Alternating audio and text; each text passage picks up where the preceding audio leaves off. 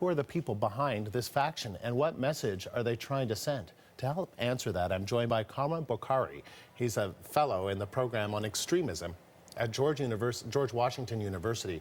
He's also a senior lecturer with the University of Ottawa's Security and Policy Institute. So, Kamran, for the first time, some people are hearing about this splinter group, Jamaat al-Ahrar, for the first time. So what can you tell us about them?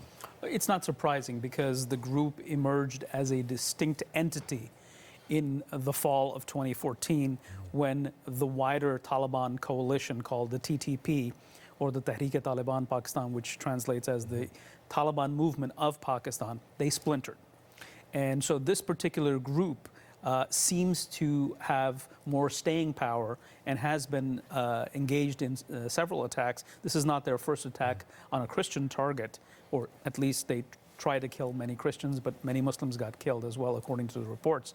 They struck at last year in Lahore on churches. So this group is new. I think that what happened, it was because it was Easter, it came in the backdrop of the Brussels attack, so people are paying more attention to the group, but it's been around for a while. Why do you think they have more staying power, as you put it? It's a function of resources. It seems that this particular faction or element or network has more resources, men and material, in order to continuously, over a period of time, pull off attacks.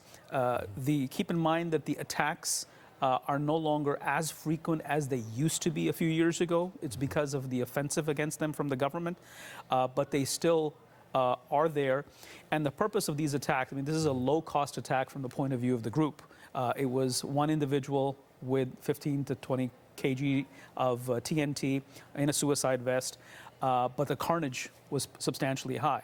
And from their point of view, if they can do these every so often, then they can shape the perception that despite the military's offensive, they're still alive and kicking. And so why do you think they're also trying to, it seems, to taunt the Prime Minister? I think taunting is part of sort of the political psychology. It's rhetoric, as far as I'm concerned, because this is not the first time that the Prime Minister's home turf of Punjab, which is the largest province in the country, has been targeted. There have been dozens of attacks in Lahore itself before.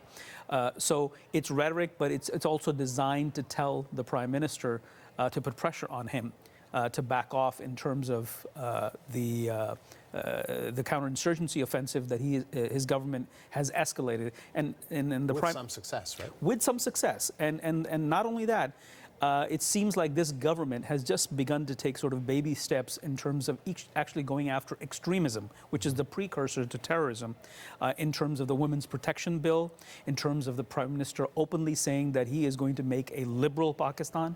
It has ruffled a lot of feathers, and the hope of the militants is that if they can create a crisis against the Prime Minister in his home turf, then, you know, that would be substantial for them. What is it that this militant group wants? It wants to overthrow the government eventually and establish, you know, the mythical Islamic State that everybody wants. Do you think they have support? Do they have a large enough group of supporters out there? Well, or sympathizers? The marketplace of jihadist, radical Islamist groups is full, is saturated with different groups. So let's say if Pakistan, according to some estimates, has 200 million people. If you take, you know, 1% of that, that's still 2 million people. So that's a lot of people. And if you notice what happened on the day of the bombing, that in the capital, Islamabad, there were several thousand people camped in front of Parliament, commemorating the 40th day of the death of the person who shot the governor of Punjab 4 years ago. He was executed finally, but they came out in support of him, calling him a martyr because they support the blasphemy laws. So this is a country that's deeply divided. Kamran, good to speak to you. Thank you very much. Thank you.